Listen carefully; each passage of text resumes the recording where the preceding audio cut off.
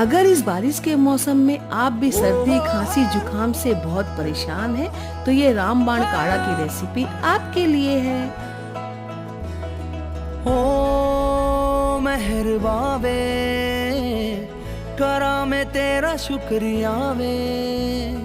ओ साहिबा वे, मरीज इश्क हो गया वे।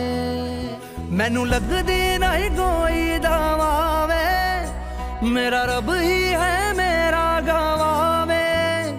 हुण तू कर मेरा फैसला वे, जो नाल तेरे ना जिया तो जी के की करां।